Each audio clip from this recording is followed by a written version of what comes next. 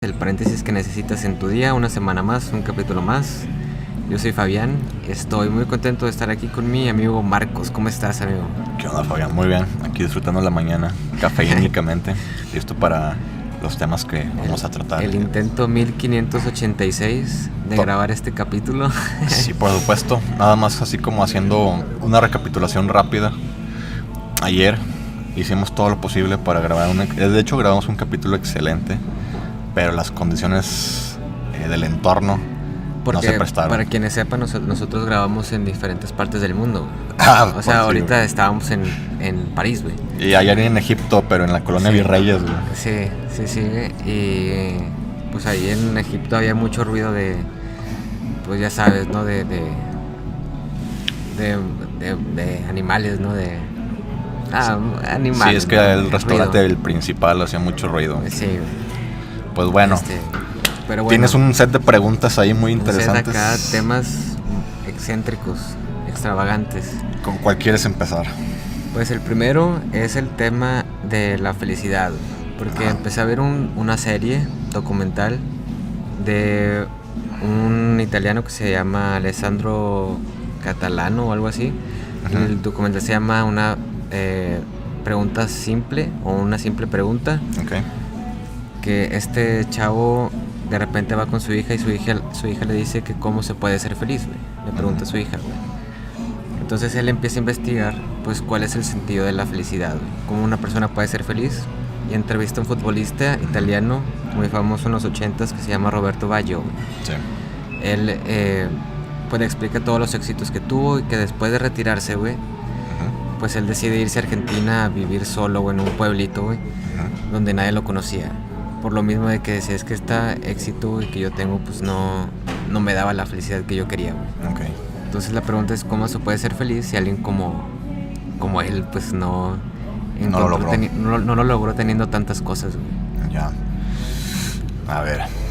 Voy a tratar de... No, es que es una pregunta muy cabrona. Si yo te digo qué es la felicidad, güey, ya resolví Para alguien mortal como nosotros, güey.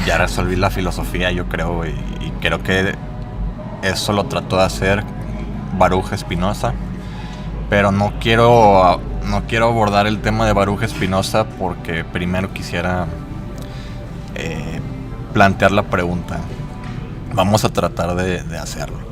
De qué es la felicidad. Y esto me recuerda mucho al Ser y Tiempo de Heidegger. Que Heidegger decía, a ver, no tenemos las herramientas conceptuales, ni tenemos la teoría que hasta los griegos evadieron en cuanto a qué es el ser, es decir, la ontología neta, qué es el ser. Pero podemos aproximarnos hacia el ser generando una pregunta como la siguiente: ¿cuál es el sentido del ser? Y tú preguntaste ahorita la pregunta, o hiciste la pregunta clave, que es ¿cuál es el sentido de la felicidad? Creo que le atinaste heideggerianamente al escrutinio de la ontología de la felicidad. ¿Y en qué constituye la felicidad, cabrón? Uh-huh. Entonces, creo que para empezar una persona se va a hacer esa pregunta sí o sí: ¿cuál es el sentido de la felicidad? Es que fíjate, güey, hay una cosa, güey. Hay el libro ¿cómo se llamaba, güey? Un judío Uh-huh. que se llama el libro algo así como El hombre en busca de sentido, güey. De Viktor Frankl. Viktor Frankl, sí. Bueno, ese vato, güey, o sea, habla de que, pues, o sea, su anécdota, como grandes rasgos de lo que él vivió, dice que el único sentido que él tenía para sobrevivir a eso es que tenía un propósito, güey. Uh-huh. O sea, si tienes como un propósito, puedes aguantar, pues, cosas muy gachas en tu vida, güey. Uh-huh. Eso, fíjate, bueno, eso ya es como el escalón 2 después del previo de cuál es el sentido de la felicidad. Entonces podremos decir que a través de la primera pregunta ascendimos hacia una respuesta, o al menos una aproximación a la respuesta, que es la construcción de un sentido. Y como te comentaba ayer, Slavoj Žižek lo aborda perfectamente dentro de un foro, mejor dicho, durante un debate que sostiene contra Jordan Peterson. y estuvieron tocando periféricamente el tema de la felicidad. Entonces Slavoj Žižek dice que para él enfocarse en la consecución de la felicidad es como, vamos a resumirlo como algo muy iluso, muy naif. La felicidad es un producto secundario que uno cultiva, que uno cosecha después de haber enfocado sus esfuerzos, digamos, en algo más, en el desarrollo de una virtud, en otra actividad específica en la que se esté desarrollando, y por poder cosechar los frutos de estas actividades. Es que mira, hay dos cosas, güey, con eso que dices. A ver. Una es... se me olvidó, güey. No te pases, güey, para eso me interrumpes. Sí, Nada güey. te creas. No, o sea, era uno que, por ejemplo, somos humanos, güey, que tenemos cada vez más herramientas. Uh-huh. Técnicas, sí. Técnicas y lo que sea, güey, pero seguimos siendo personas que tenemos los mismos pedos de Sócrates y de la época de Jesús, güey. Con madre, güey. O sea, hace 2000, 3000 años seguimos pensando los mismos problemas, pero con mejores herramientas, güey. Sí, güey. Y otra, güey, que es... Es muy cierto eso. El éxito, güey. Okay. O sea, con eso de los propósitos y ese rollo, güey. O sea, el tener propósitos es porque queremos lograr tener cierto éxito en nuestra vida, güey. Es que mira, hablando ya de Sócrates o de Platón, Sócrates se presume que dijo que una vida que no es examinada no vale la pena ser vivida. Y hablando de examen, me recuerda mucho el libro de la metafísica de Aristóteles.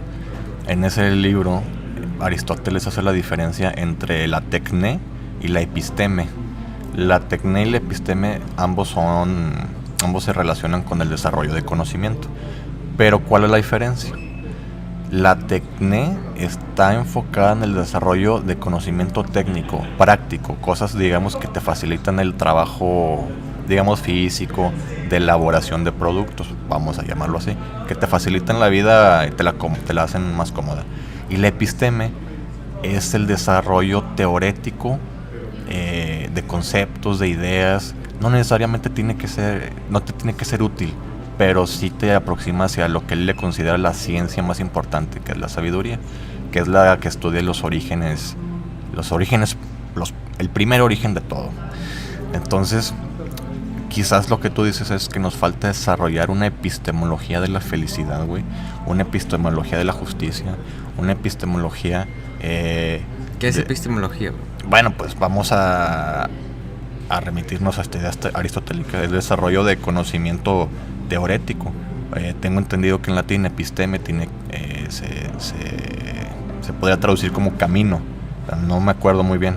Entonces es como un camino que se debe transitar para llegar a un conocimiento presumiblemente cierto, presumiblemente sustancial.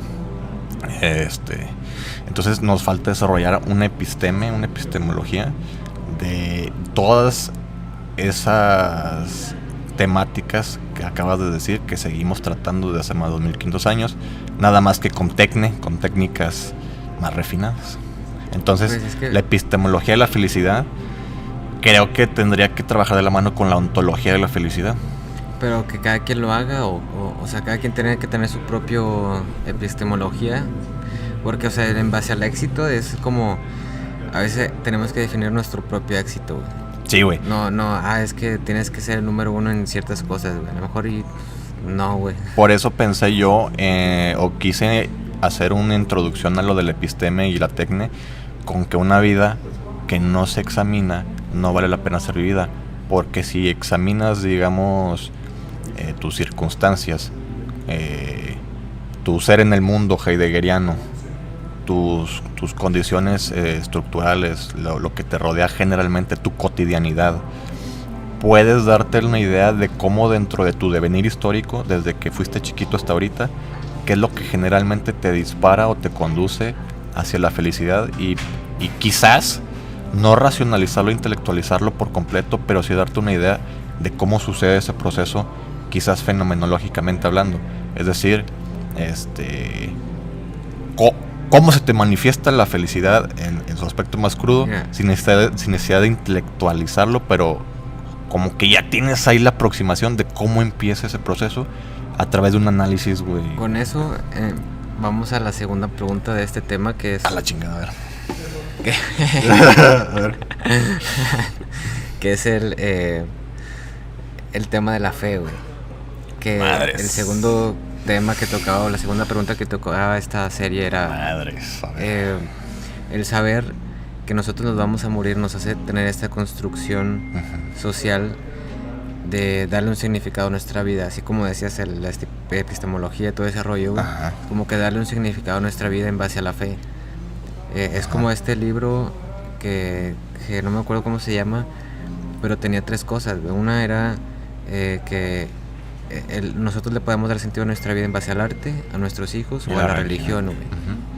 Entonces, ¿tú qué piensas? Bueno, ¿necesitamos tener fe en algo, güey, para darle sentido a nuestra vida y ser felices o no? Bueno, hay que hacer una diferencia, por ejemplo, entre lo místico y lo epistemológico. A mi entender, lo epistemológico puede incluir lo metafísico, que es decir, conceptos que, por ejemplo, como la justicia. La justicia no es algo que crece en un árbol, no es algo que tú veas, como Kant en la crítica de la razón pura. Por ejemplo, habla de los números y dice, los números son abstractos en el sentido de que tú nunca viste un 1 silvestre, así que, mira, hay un número ahí que creció del piso. No, son abstracciones que creamos como símbolos que remiten a algo en la realidad. Entonces, la epistemología puede ser metafísica en el sentido de que conlleve a conceptos abstractos como los números o como ideas como el amor o la justicia. Y aquí la fe puede ser mística en el sentido de que también involucra una metafísica, pero no está racionalizada. Entonces no sé si puede haber una epistemología de la fe en el sentido de la praxis de la fe per se, güey. No sé si me estoy dando a entender. Es algo muy interesante que habría que tratar, la epistemología de la fe, pero bueno, O sea, perdón, pero es que ayer lo que platicamos, todo fundamento epistemológico, toda construcción filosófica, sí pienso que debe partir de una fe, porque por ejemplo, para Sócrates, para Platón, tratar la justicia en la República involucra que se cree en la justicia como un valor fundamental que sustenta la posibilidad de crear una polis o una ciudad ideal. Es que todo es una construcción intersubjetiva a la que le adjudicas un valor intrínseco y lo persigues, güey. Saludo a todos los seguidores de Roberto Martínez. O sea, es que eso que dices, güey, es como de la polis, o sea, imaginar todos y ponernos de acuerdo de que así tiene que ser algo y perseguir todos, o sea, esa cosa, güey. Bueno, es que estamos entrando al terreno de la moral, güey. Hay 2 personas que hablan que leí más o menos que recientemente que hablan de la moral. Uno es Thomas Carlyle en un libro que se llama Héroes, la traducción la hizo Jorge Luis Borges. Y el otro es el señor Nietzsche. Y si algo recuerdo que tienen en común es que la moral empieza, según Thomas Carlyle en este libro, digamos que por un aforismo. ¿Qué diablos es un aforismo? Un aforismo, digamos que es una especie de pieza literaria, poética de preferencia quizás, que engloba algo de verdad, que engloba algo de supervivencia, que engloba una especie de moraleja, de ahí la moral, que si no se sigue quizás al pie de la letra, pueda devenir en un mal colectivo o individual, y que después ese aforismo se puede llegar a transformar en una ley colectiva, porque, como decía Walter Benjamin, para él la filosofía debe ser impartida a través de una sucesión de imágenes, o sea, para que sea más efectiva. Entonces los aforismos van permeando, digamos, en la praxis y en la psique colectiva, en el sentido de que estos aforismos, como engloban algo de verdad, si son desobedecidos, pues sí conllevan a consecuencias tangibles, güey. Entonces se va convirtiendo en una ley, güey. Fíjate, hay un pedo ahí, güey. A ver. Porque se convierte en una paradoja, güey. ¿Qué, güey? O sea, yo tenía una conferencia, güey, que hablaba de eso, güey. Que es como del conocerse a uno mismo, güey. Que es parte de la definición de la paradoja. Que es la diferencia entre lo que se dice y lo que se hace, güey. Sí. Es una paradoja, güey. Okay. Entonces, si vamos con eso de la praxis, de lo que es una ley o una moral, O sea, muchas tienen que seguir esa moral, güey, pero sin, o sea, pensando otra cosa, ¿sabes? O sea, ¿cómo te lo explico, güey? O sea, ¿cómo puede ser uno encontrarse a uno mismo, por ejemplo, si al final no puede serlo porque tiene que seguir una moral, güey? Claro, güey. Y Nietzsche lo critica mucho la construcción de la moral. Bueno, de repente él se orienta más hacia la creación de una moral propia, según comprendo. Pero sí critica los orígenes de la moral en libros como Aurora, si recuerdo bien, como Humano, demasiado humano. Que la moral obedece a, pues, a intenciones de, digamos, un poder que necesita visibilizarse o que ya está visibilizado, pero no necesariamente al del colectivo. Entonces sí, por ejemplo, Nietzsche agarra a trancazos a la moral judio-cristiana, sobre todo también en el Anticristo. Pero Dios está muerto. Y nosotros lo matamos, sí, decía ese señor.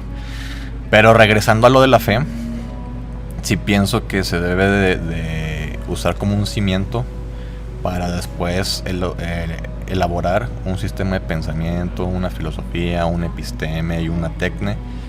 Por ejemplo, si no creías en la supervivencia, digo, aunque sea un instinto, lo que tú quieras, pero podrías tal vez no creer en la supervivencia y no hacer nada para mejorar tu vida. Entonces no construirías ningún conocimiento técnico ni epistemológico o epistémico que te llevara a la preservación de tu vida. No sé si me estoy dando a entender. Sí, sí. O sea, pues, ¿qué es eso, güey? O sea, ¿cómo, por más que tú te conozcas, güey, sepas quién eres y luego al final que tengas que ser otra persona por seguir eso, güey, por querer construir una vida, pues, de cierta manera más de acuerdo a ti, güey, pero no del 100%, güey? Es que está muy cabrón decir, ya me conocí al 100. Y también hay que recordar, creo que decía Aristóteles, son politicón, animales políticos o animales sociales. Entonces, o sea, yo quiero ahorita salir a la calle, güey, y agarrarme a golpes, güey. Por supuesto, güey. Pero hay una moral colectiva que de alguna manera o te lo va a impedir o te lo va a dificultar.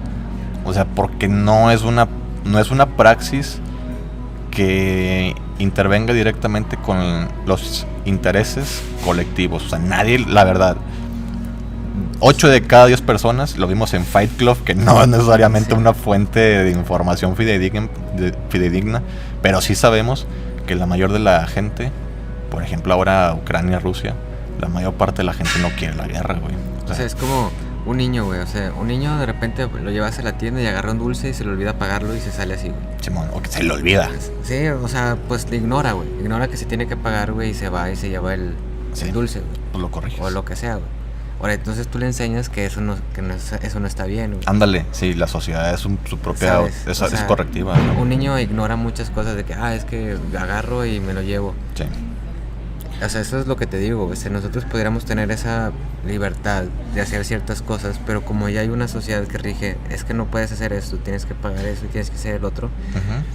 O sea, te prohíbe muchas cosas, güey, que al final nos aleja más como a esa intuición que tiene un niño, güey. Sí, pero por ejemplo, es que vamos a hablar de Rousseau, del buen salvaje, de que todos éramos buenos hasta que somos parte de la sociedad nos corrompe, o tipo Hobbes, que queríamos una sociedad para no matarnos entre todos y ceder, digamos, a cierta parte de nuestros derechos individuales para que haya un estado protector que monopolice la violencia y sea el único encargado de ejercerla, y que todos los demás pues estemos salvaguardados de la violencia de los demás, porque pues no es a todos a los que nos corresponde ejercer la violencia. Pero lo que me refiero es que ambos me parecen muy extremos, y lo ideal por lo que se crea una tribu, una sociedad, una comunidad, sobre todo una comunidad, es porque hay unos valores compartidos. Si no me equivoco, en alemán se dice como Gemeinschaft, y el Gemeinschaft pues tiene que ver con la idea de una pertenencia a un grupo en específico que comparte una mira en específico una meta hacia la cual hay que caminar. Entonces, esta meta generalmente está relacionada con la autopreservación. Y pues obviamente si se permite que todos nos agarremos a mazazos, a batazos y a golpes cuando se nos dé la gana, pues entonces le estamos dando pie a impulsos que quizás, muy probablemente, pues no obedecen al interés de la autopreservación.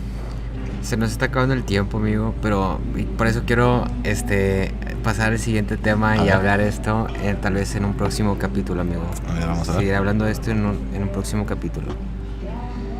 Este siguiente tema pues es sobre la definición que tenía Platón del amor, A ver. ¿ok? Que está bañadísimo y después desglosamos este rollo sobre la forma de pensar de Platón, que dice: no necesitas a alguien que te quiera tal y como eres, necesitas a alguien que te ayude a crecer cada día. Elige como pareja a alguien mejor que tú. Para Platón el amor verdadero es admiración. Por eso la persona que escojas debería tener aquellas cualidades que te falten para así desarrollar tu máximo potencial en esta vida. ¿Estás de acuerdo con esta opinión o definición de Sócrates, de Platón? Híjole, pues, ¿cómo podría estar en desacuerdo? Porque ¿quién busca lo que ya tiene? A eso iba, güey. ¿Quién busca lo que ya tiene? O sea, ¿por qué buscarías lo que ya tienes? ¿Por qué? ¿Tiene algún sentido? ¿Cuál es el sentido de buscar lo que ya tienes? No tiene sentido. No tiene sentido, güey. Entonces sí, o sea, sí podría ser. O sea, mira, te voy a poner este ejemplo. En un idioma, güey. Sí. Imagínate que tú estás aprendiendo un idioma, ¿cómo lo aprendes, güey? Pues relacionándome con personas que tienen un léxico superior al mío, Ahí está, que güey. tienen una comprensión de conceptos que yo no tengo, que tienen una comprensión sintáctica mejor que la que yo tengo. Sea, puedo yo hablar, o sea, ahorita español, güey, pero sabemos español, pero a lo mejor llega un vato que estudió literatura y letras y la madre. Sí, que es el director de la RAE, güey. Sí, o sea, te digo, o sea, a lo mejor en ese sentido podría ser algo que ya tengo, pero alguien mejor que me pueda explicar ciertas cosas, güey. Claro, porque tú ya tienes específicamente una meta, una idea de qué es lo que buscas realizar, güey. Y claro que puedes identificar quién posee ese conocimiento que de alguna manera tú también quisieras conseguir. O digamos que a lo mejor tú propendes hacia el fisicoculturismo, pues te vas a juntar con puros cabrones, puro monstruo, monstruísimos que te pasen tips y te pasen técnicas para llegar a ese mismo punto. Pero efectivamente sí, decía Aristóteles que el ser humano busca conocer por naturaleza. Ya después debatiremos qué rayos es naturaleza, pero creo que se entiende la idea. Entonces sí tenemos la capacidad para poder distinguir quién es mejor que uno, y creo que la persona que se prive de la humildad para poder distinguir quién es mejor que uno, pues también se está perdiendo de la oportunidad para poder interactuar con esa persona y aprender y pues también automejorarse. ¿Es bueno tener dependencia a alguien, amigo? Dependencia. Ajá. O sea, es bueno depender. Ajá. Porque, a ver, vamos a voltearla. ¿Por qué sería malo depender? Pues porque, o sea, te limitas tú a poder hacer otras cosas, güey. Porque, o sea, si no tengo esto o no tengo a esta otra persona, o sea, es como es malo que un bebé llegue tan indefenso. Eso es lo que iba, güey. O sea, está como esta definición de amor de Eric Fromm que habíamos comentado ayer, que era esto del inmaduro y del maduro, güey. El inmaduro es el te amo porque te necesito, y el maduro es te necesito porque te amo. Sí. Ajá. O sea, en ese sentido un bebé por sí solo no puede hacerlo porque no tiene las facultades para hacerlo. Pero creo que aquí lo que se llega a entrever, lo que se ve entre líneas es malo ejercer un amor inmaduro, porque a mí me recuerda mucho a la dialéctica hegeliana, en el sentido que Hegel decía: a huevo vas a tener que transitar por el mal para poder tener una comprensión del mismo, tener la experiencia del mal y por lo tanto poder redireccionar hacia lo correcto. Entonces yo no veo como algo necesariamente malo el depender, güey, porque eso te lleva a la experiencia de la dependencia, la experiencia de lo indeseable. Eso es a lo que iba, güey. Y cómo, o sea, generar el impulso contrario, güey. Ok, sigue. Pero ¿hasta qué punto? Porque realmente se puede ser 100% independiente, y creo que fue la primera que tuvimos ever, forever. Realmente puede ser independiente al 100%, güey. O sea, ya deja tú de las personas, güey, del aire, güey, de la comida, del descanso, güey, de las necesidades, güey, ¿me explico? O sea, Pues, ¿realmente puede ser independiente? ese es el punto. Yo digo que no, güey. Porque dependemos de comida, de agua, O sea, para que llegue la comida, güey, necesita 1000 otras cosas para que esté ahí, güey. Ajá, y no cosas también, sino personas y esfuerzo de colectivo. Entonces, quizás estemos satanizando la dependencia, pero tampoco quiero llegar a un confort de que, me voy a hacer súper dependiente, sino el punto medio, güey. Por ejemplo, hablando de punto medio, según recuerdo Aristóteles decía que la valentía es el punto medio entre la osadía y la cobardía, güey. ¿Por qué, güey? Porque la valentía sí contempla el peligro, pero no se avienta así a lo idiota, pero tampoco es cobarde en el sentido de que sí afronta el miedo, güey. Fíjate, güey, ayer, el fin de semana, también vi una película que se llama Marilyn tiene los ojos negros. ¿De qué color los tiene? Negros. Negros, ok. Ya me queda claro de qué color tiene sus ojos, Marilyn. Cuando la vea ya voy a saber de qué color tienen los ojos. Sí, güey. Hace como referencia a Marilyn Monroe. Okay. O sea, bueno, o sea, a Norma Jean. No habla nada de Marilyn Monroe, de la historia de ella, güey, pero hace referencia a Norma Jean. Hace como a su nombre nada más, Marilyn Monroe. Ajá. Y es como de una escuela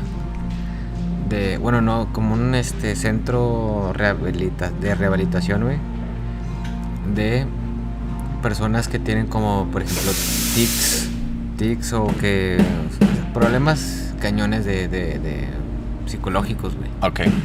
Y van ahí y los ayudan, güey. Ok. Y hay una chava que supuestamente era como que la más normal, pero su problema era que siempre ha falsificado cosas, güey. O sea, estaba que tenía un problema que ya no podía ya cuándo parar de mentir, güey. Ajá. Entonces, empieza ella a hacer pues hace un restaurante falso, güey, tipo de fantasma, güey.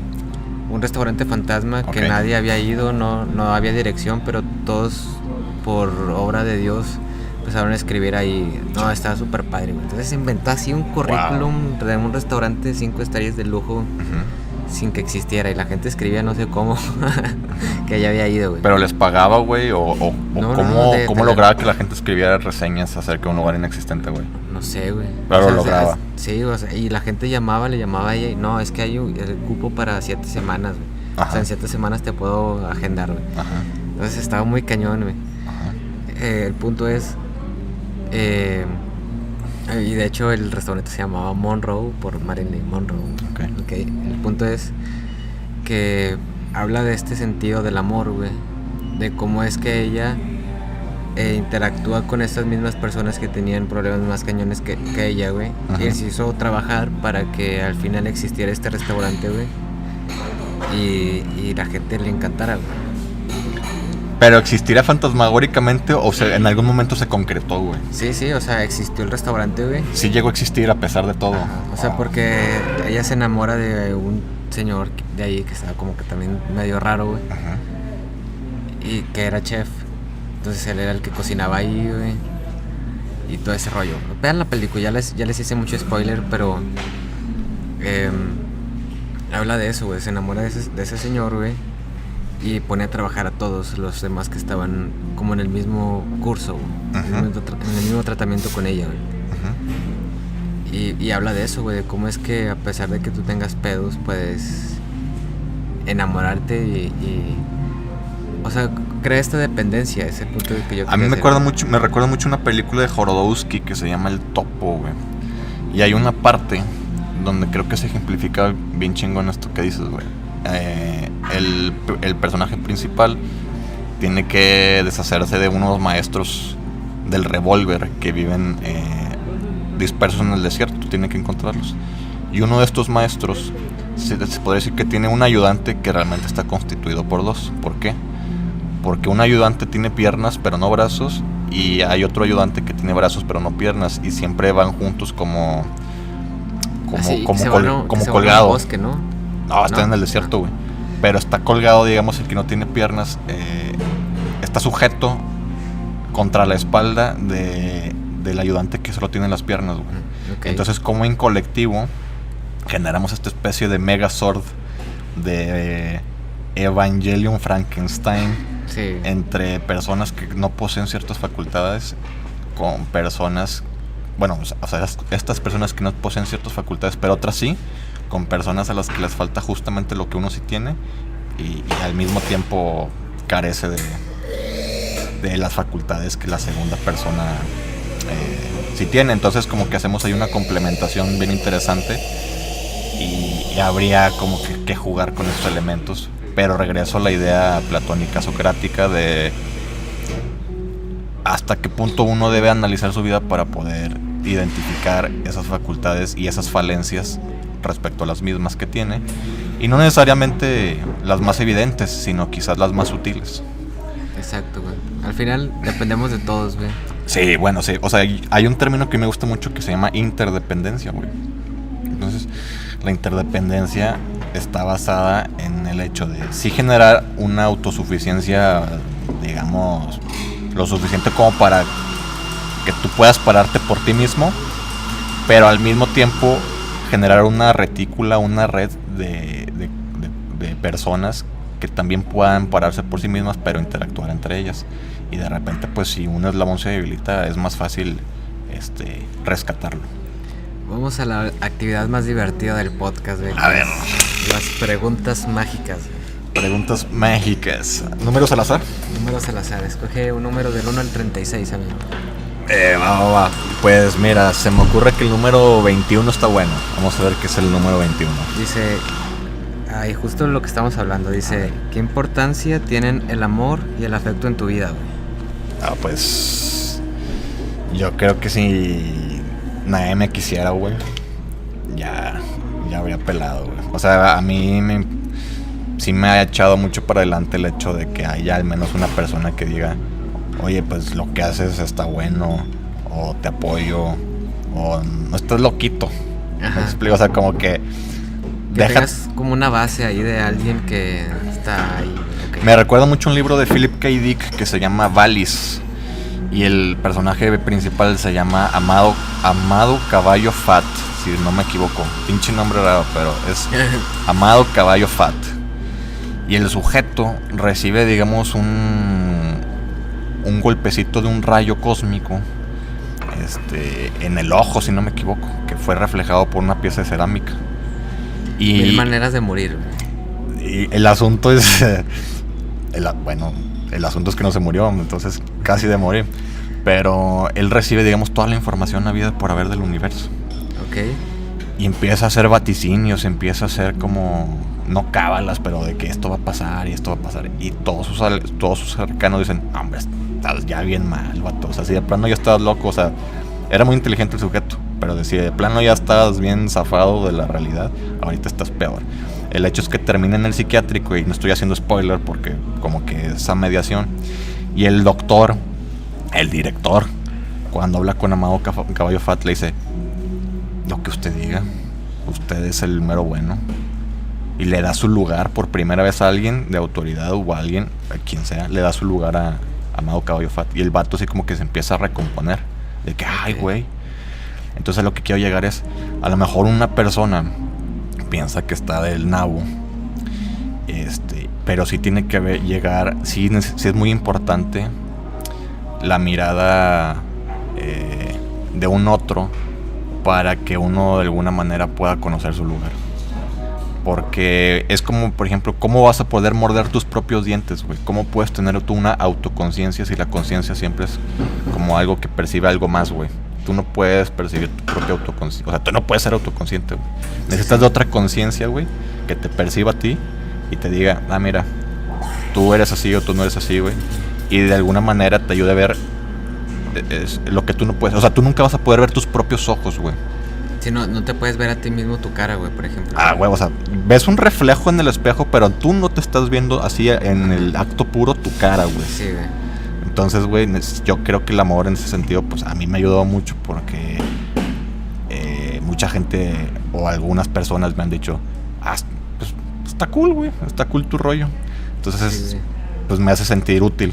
¿Tú qué rollo, güey? ¿Cómo responderías a esa pregunta? No, güey, soy una persona completamente antiamor, güey. No puede ser, güey. Sí, a güey. ver, ¿por qué? Vamos, O sea, ilústranos. yo mato a la gente, güey. Me gusta asesinar gente. O sea, si Mátalas yo en otra con- vida con- yo fui Hitler, güey. Con abrazos y Sí. ternura. ¿O cómo matas al No, no, hacía navajazos, güey. A chingazos. No, no es cierto. Ya se estaba poniendo muy turbio esto. Así de que este va a ser el último capítulo, güey. Ya, ok. No, sí, o sea, siento que sí, güey. Todos necesitamos en algún momento como ese... Pues ese comentario o ese afecto de alguien, güey. Ujú. Y creo que cuando... O sea, ya ves, siempre hay gente que te dice, ya te dije, güey. O sea, que dices, no, es que quiero hacer esto, voy a hacer el otro. Y te avientan el, ya te dije, güey. Que cuando, si la cagas y no jala, güey, es como, ya ves, te dije que no iba a pasar, güey. Ujú. Entonces cuando haces algo, güey, y esa persona, güey, te dice, o sea, cambia su perspectiva de, ya te dije, qué chingón que lo lograste a pesar de que yo te dije que no se iba a poder, güey. Ujú. O sea, eso es yo creo que el afecto más, que más me impone. en El mi de vida, reconocimiento, güey. güey. Sí, güey. Ese tipo de afecto, güey, o de... Sí, pues de afecto, güey, de personas, güey, que... No que te bajen o que te digan que no puedes, pero que sí te den como que eso de... Pues qué chido, güey, que lo intentes, güey, o que lo intentaste, que lo lograste, güey, Ajá. ¿sabes? O sea, ese es yo creo el afecto más chido, güey, que he tenido, güey, El del mérito. del mérito, güey. Ok. Pues bueno. Seguimos a la siguiente. Pregunta. La 36, güey, me voy a aventar la última. Así, la siguiente, vamos a ver. Ah, 33, esta está- órale. Esta está bañada, la 36, güey. ¿Qué dice? No, güey. Vela, güey. Esta debía haber elegido otra, güey. Ah, ni pedo, güey. A ver. Dice, comparte un problema personal y pídele a tu interlocutor que te cuente cómo habría actuado él A o ver. ella para solucionarlo. Hijo eso. Pregúntale también cómo cree que te sientes respecto al problema que has contado. Hijo eso. ¿Cómo que es? A ver. Ok. Problema, no sé, güey. A ver, en lo que yo lo pienso, ¿tú tienes alguno, güey? No seas bañado, güey. Es que no se me ocurre ahorita un problema, güey. Ay, cómo no, güey. Si la vida está constituida por problemas, güey. Sí, pero, o sea, no se me ocurre así uno que... No, te da penita, güey. No, te lo juro, no. A ver, estás diciendo que tu vida es perfecta. No, para nada, güey. O estás tan metido en los problemas que ya no puedes verlos. Exacto, güey. Necesitas verlo desde afuera, ¿o qué? Pues tal vez un problema que alguna vez tuve, güey, fue el hecho de que decía que nadie me iba a amar, güey. Ah, qué cabrón. Sí. Eso sí es un problema, güey. Ujú. Y después me di cuenta que no, güey. ¿Por qué, güey? Digo, yo te enseñé la otra vez te expliqué la técnica machín mágica para... O sea, para sacar el teléfono a alguien, güey. Ah, está buenísimo. güey. Sí, ok. Que es la técnica chida machín secreta. Es técnica ninja. Técnica ninja, güey. Ok. Y entonces yo daba ese primer paso para acercarme a una chava, güey. Ujú. Y después de ahí, güey, de ese como primer acercamiento, nunca pasaba nada, güey. Ya. O sea, el 99% de los casos no pasaba nada, güey. Ok. Entonces yo me agüitaba, güey, porque decía, es que nadie me va a amar, güey. Ya. Ujú. ¿Cómo resolverías tú ese problema, güey? Híjole, güey, es que le estás diciendo a un ciego que vea, güey. O sea, y tú también eres un ciego. Entonces yo como otro ciego voy a tratar de responder como si tuviera ojos. Ok. Voy a tratar de engañarte y de hacerte pensar Una que también ilusión. tengo ojos. Entonces yo lo que haría, güey, porque estoy igual de sumido en ese problema, güey. Lo que yo haría fingiendo tener ojos es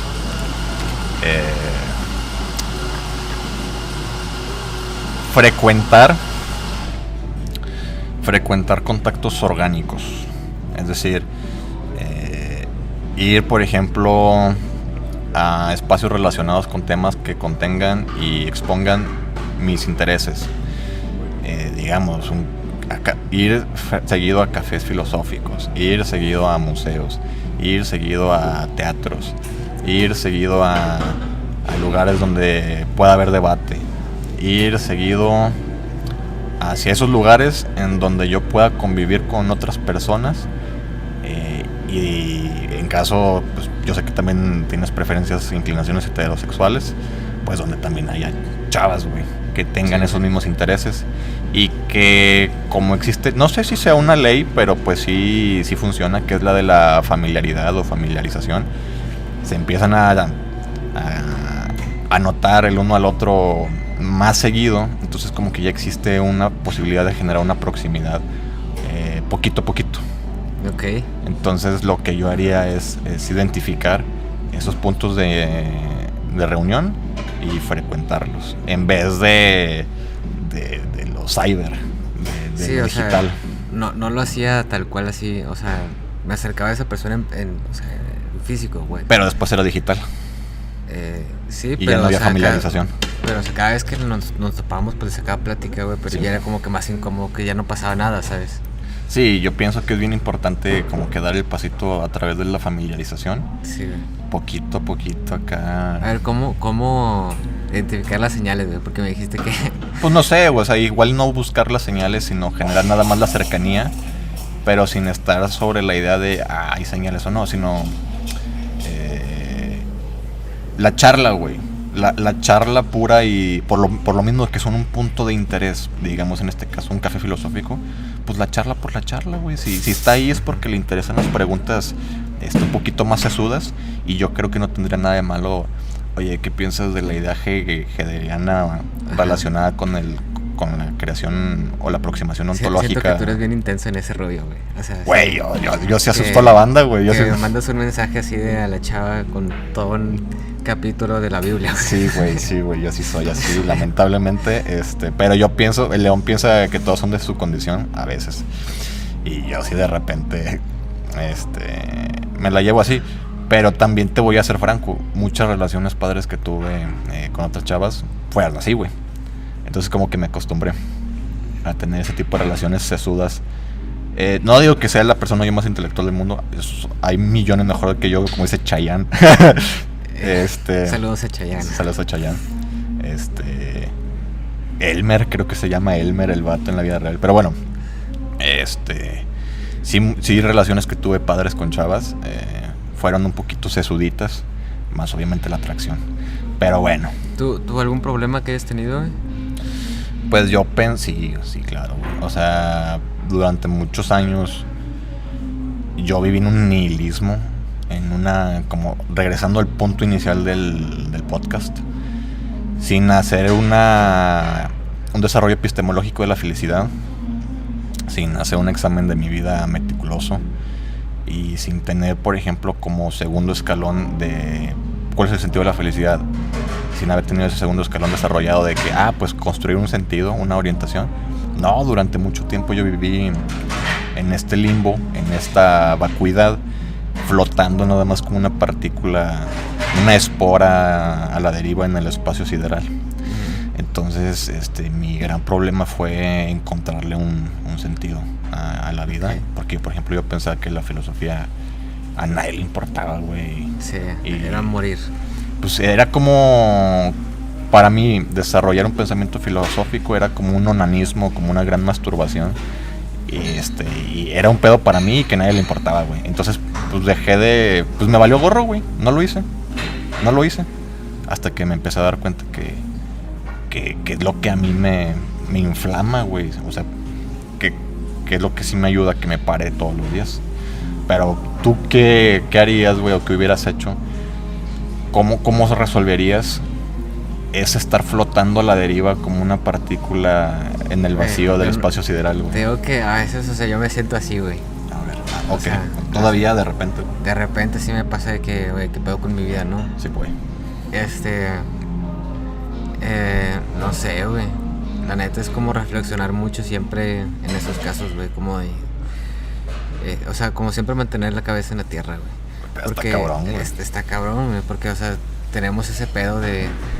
O sea, en esos momentos de limbo, güey, o sea, podemos echar toda la basura, güey.